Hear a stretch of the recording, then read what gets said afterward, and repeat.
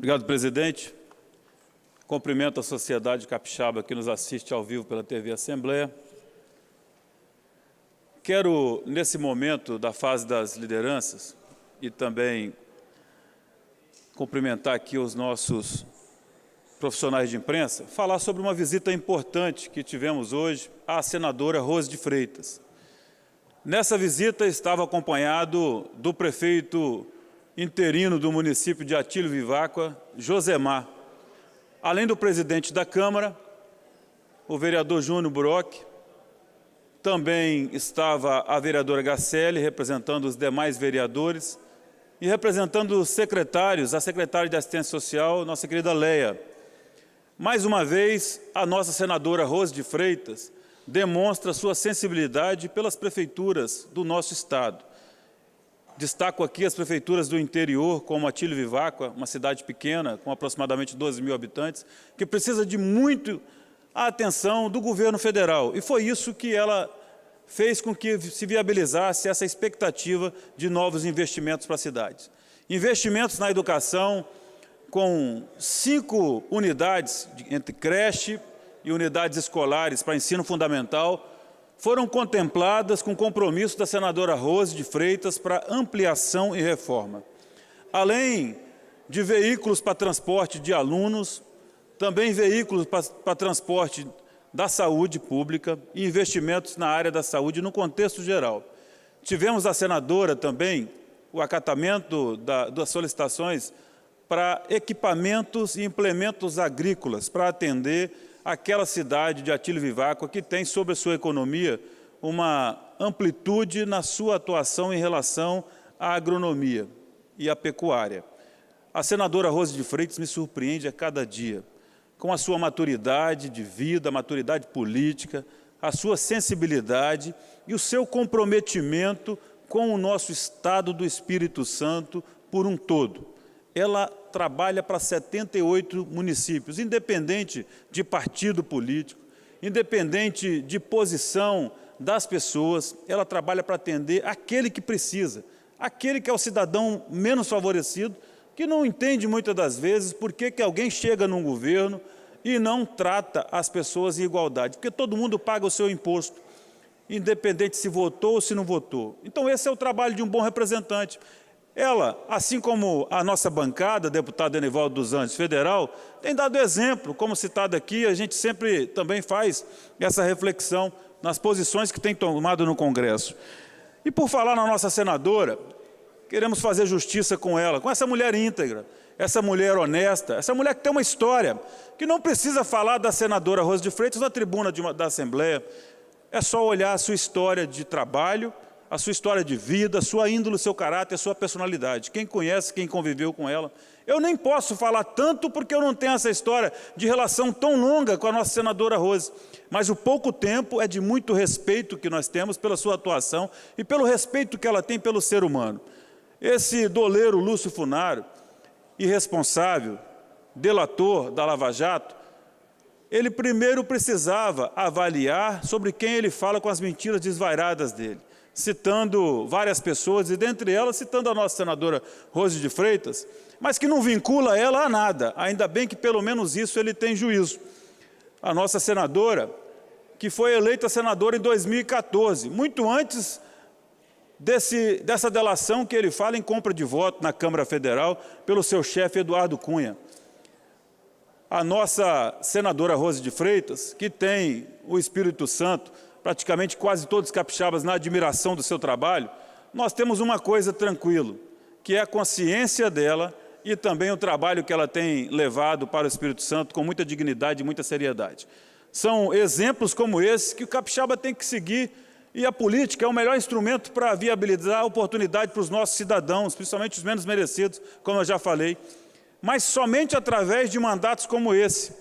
Portanto, nós precisamos sim defender e fazer um trabalho coerente, é elogiar todas as pessoas, independente de mandato. Eu quero fazer um elogio ao governador Paulo Artung, porque fazer justiça é valorizar os bons atos.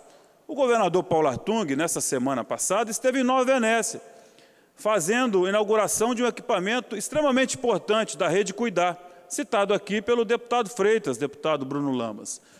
E são ações como essa que nós temos que nos posicionar aqui e valorizar. Todo mundo sabe que eu não sou governista, até porque a nossa posição independente é para fazer isso com coerência, com justiça. E esse equipamento, investir na saúde, é o que nós sempre pedimos aqui.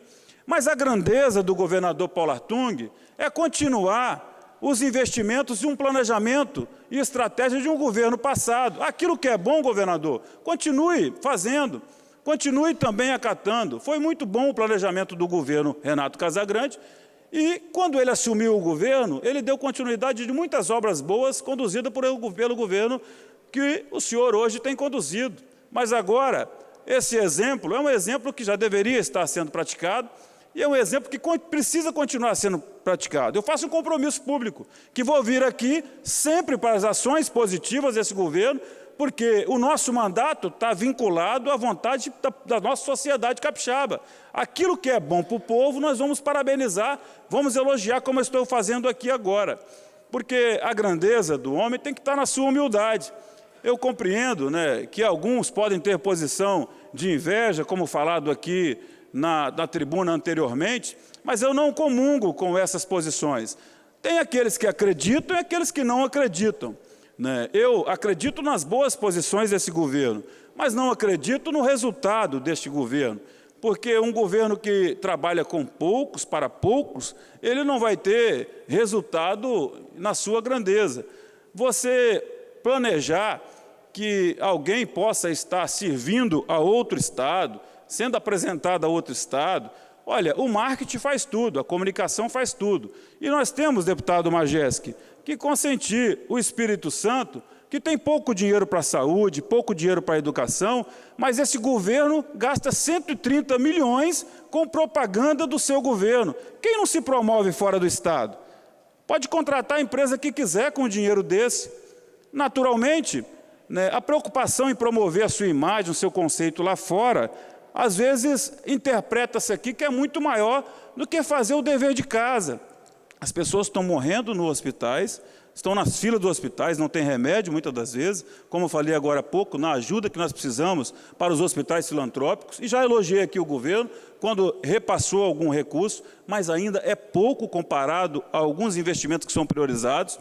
Portanto, nós precisamos acreditar mais no governo. Nós precisamos ter a certeza que o governo está fazendo as suas ações priorizando aqueles que mais precisam.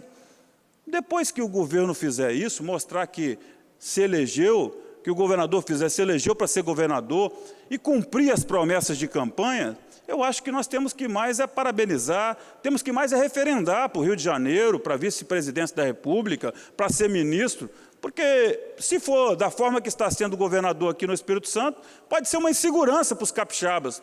Vão pensar que todo mundo não respeita o próximo e não faz um trabalho pensando na coletividade, como o governador tem feito em muitos momentos. Mas pode ser, com a ação da Rede Cuidar, pode ser que eu acho que ele está refletindo um pouco mais e talvez possa melhorar agora, no final do seu governo. E eu vou estar elogiando em todas as ações aqui, como a Rede Cuidar em Nova Venécia, pela humildade, pela grandeza de continuar com um projeto bom do governo passado. Não dá tempo, às vezes 4 anos, para sair só construindo projeto porque era do outro. E como nós vamos passar? Vira o próximo governo e não fez nada. Então, vai pensar em ser presidente da República, vice, governador do Rio de Janeiro, e o nosso Estado não vai ter aqui os investimentos necessários.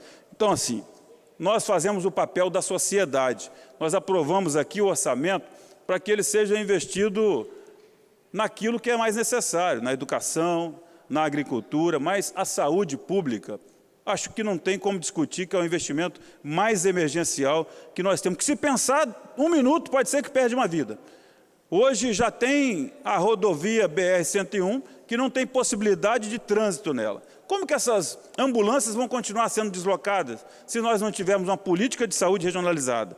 O deputado Padre Honório, que muito bem representa Nova Venécia, Vila Pavão, Mantenópolis.